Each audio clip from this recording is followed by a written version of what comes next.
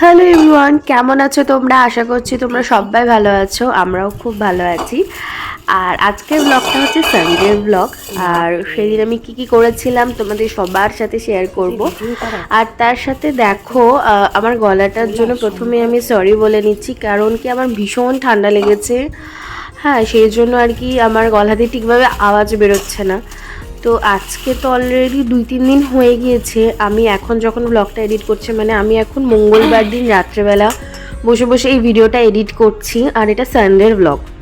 তো অলরেডি 2 দিন হয়ে গিয়েছে আমি ব্লগটা দিতে পারিনি। আর খুব ইচ্ছে করছিল তোমাদের সবার সাথে শেয়ার করার জন্য, তো সেই জন্য এই গলা নিয়েই তোমাদের সাথে শেয়ার করছি। প্লিজ একটু অ্যাডজাস্ট করে নিও, হয়তো একটু শুনতে প্রবলেম হবে, বাট আমার জন্য প্লিজ একটু মানিয়ে নিও। তো ফার্স্টেই দেখালাম যে সেদিন যেহেতু রবিবার ছিল, সোমনাথ শুধু চিকেন এনেছিল। অ্যাকচুয়ালি না, মানে আমার ওই রবিবার দুপুর থেকে রান্না করতে করতে আমার অবস্থাটা ওই দিন মানে কাহিল হয়ে গিয়েছিল।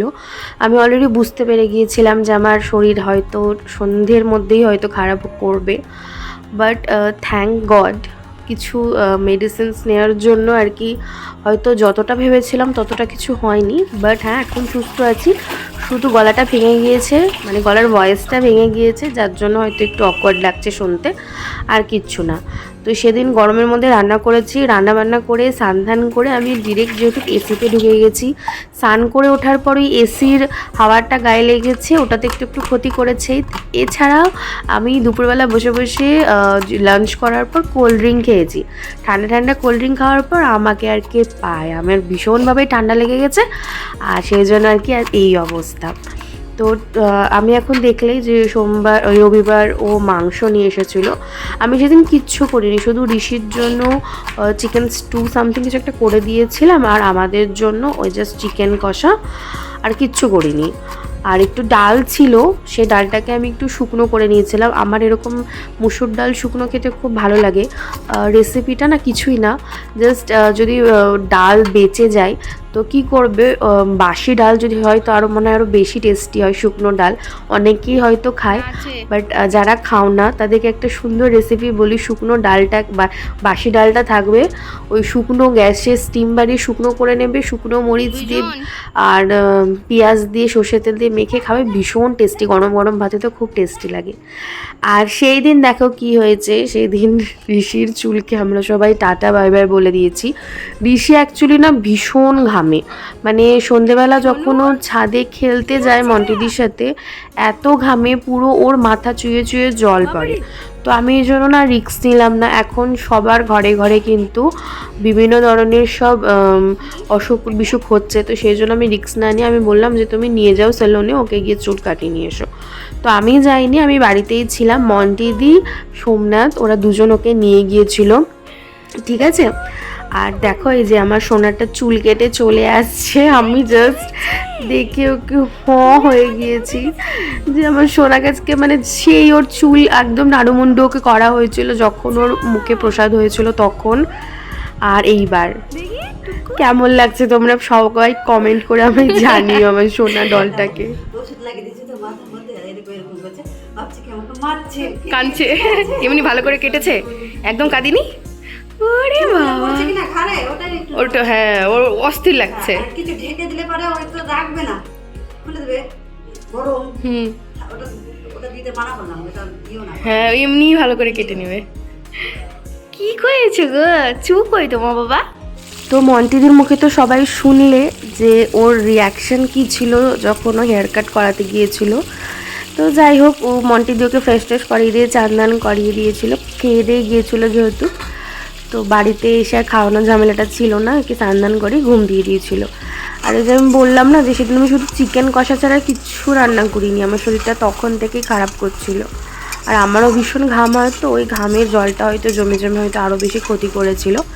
তো যাই হোক, এদিকে কিন্তু কথা বলতে বলতে আর মাংসটাও কমপ্লিট হয়ে গেছিলো। আর যেহেতু তাড়াতাড়ি ঝটপট রান্না, তো মানে আর মাংস করতে কতই বা সময় লাগে বলো, আর তাও আবার মুরগির মাংস করতে না খুব একটা সময় লাগে না, যত তাড়াতাড়ি মানে সব কিছু মশলা টশলা মাখিয়ে একবারে বসিয়ে দাও, ফটাফট হয়ে যায়।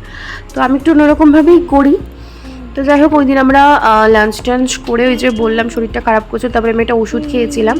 ওষুধ খেয়ে ঠে তারপর আমরা রেডি হয়ে বেরিয়েছিলাম। তো কোথায় বেরিয়েছিলাম ব্লগটাতে তোমরা দেখতে পারবে সবাই।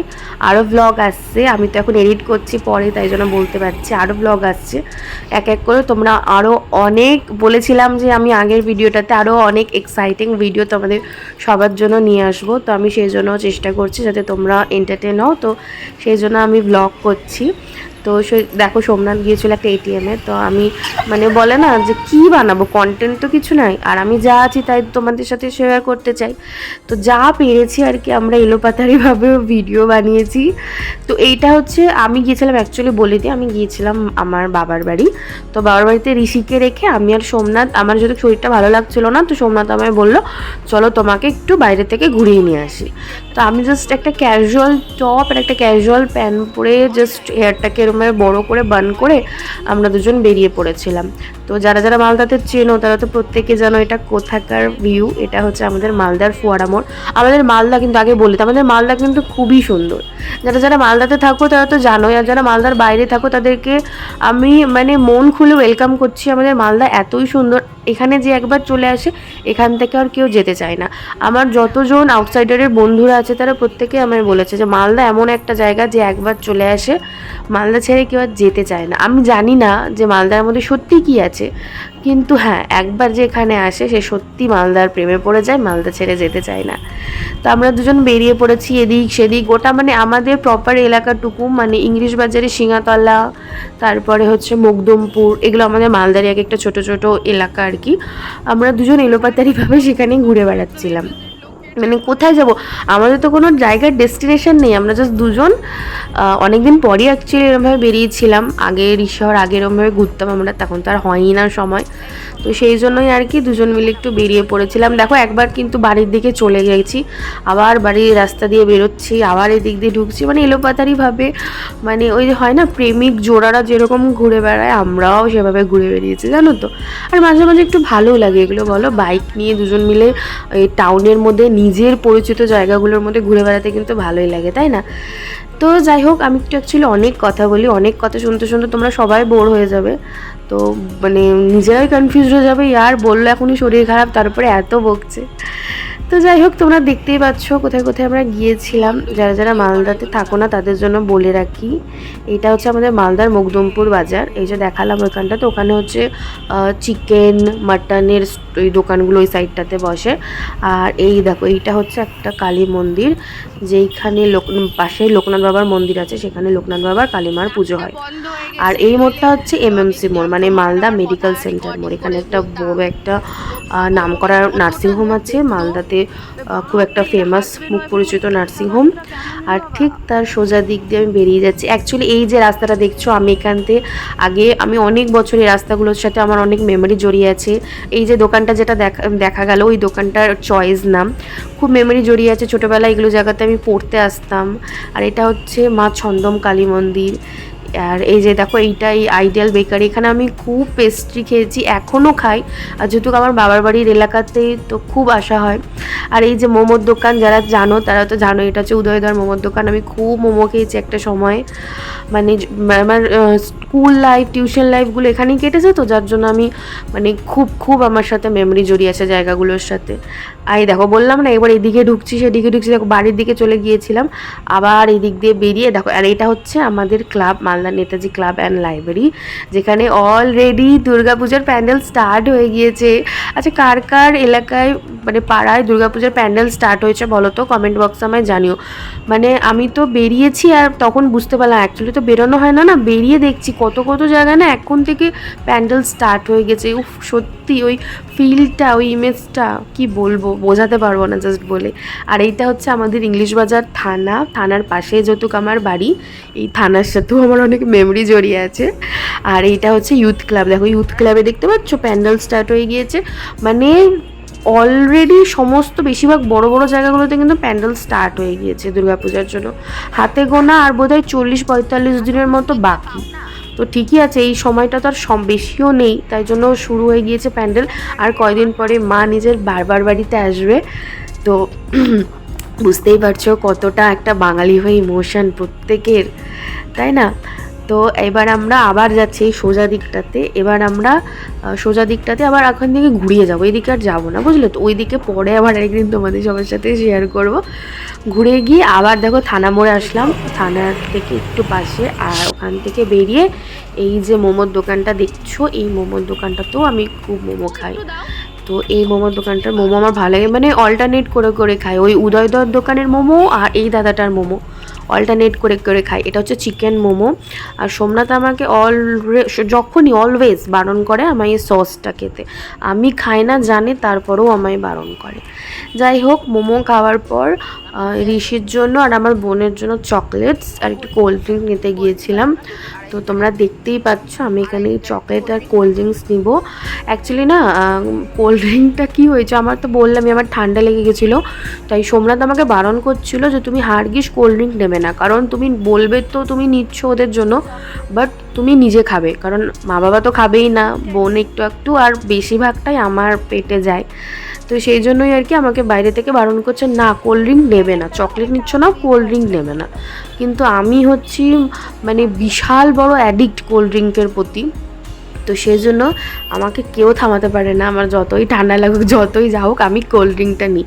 কিন্তু হ্যাঁ, সেদিন জাস্ট ওই হাফ গ্লাসের মতো খেয়েছিলাম, বেশি খাইনি। ওই হাফ গ্লাস খেয়ে আমার আজকে যা পরিস্থিতি, হয়তো ফুল গ্লাস খেলে হয়তো আজকে যে কথাটা বলছি সেই কথাটাও বলতে পারতাম না। তো যাই হোক, এদিক থেকে আমরা সব কিছু নিয়ে কমপ্লিট করে আমরা আবার বেরিয়ে পড়বো। না না না, আমি ফোন পে করে দিচ্ছি। বেশি ঠান্ডা আছে, একটু দেখে খাবে তো? হ্যাঁ হ্যাঁ, অসুবিধা নেই। আমার যে ঠান্ডা লাগার যে ধাঁচটা আছে সেটা জানি না আগে কিন্তু ছিল না, বিয়ের পর থেকে দেখছি বেশি আমার ঠান্ডা লেগে যাচ্ছে ছোটো ছোটো, মানে আমি খুব নাজুক হয়ে গেছি। আর এই জন্য সোমনাথ এটা নিয়ে আমায় খুব বকাবকি করে।